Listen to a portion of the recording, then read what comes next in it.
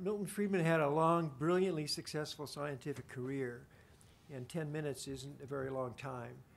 So I'm going to spend my minutes on a single book, which we've had several references to already, the 1957 monograph, A Theory of the Consumption Function.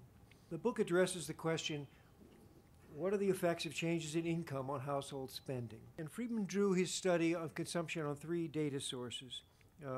One was the budget studies, which Dorothy Brady and then Margaret Reed were involved in, looking at income and expenditures across households in this cross-section of individual households.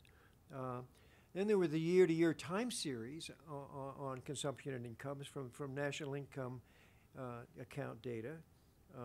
And then there were long-term historical evidence on income and consumption. Well, the problem was that these three different sources of evidence all implied very different estimates of the responsive consumption spending to income, of the propensity to consume. His book proposed a new theory, a physicist would call it a unified theory, that accounted for the main features of the evidence from all three sources, from a single model. Central idea of the book, which was, as most of you know, that consumer spending is going to depend as much or more on expected future income as it does on current income. That same idea can be applied to investment in human capital, investment in physical capital, and lots of other behavior as well. So it's a very widely applicable idea. And I would say the methodological lesson for generations of Chicago students, I mean, I almost didn't get my PhD because I wasn't going to live up to this standard.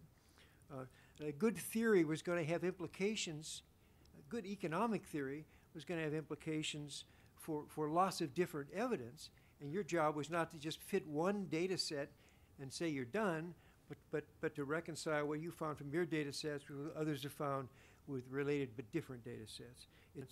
But I encourage students, take a look at the book itself. It's a rewarding book in many dimensions. It's just a masterpiece of scientific writing.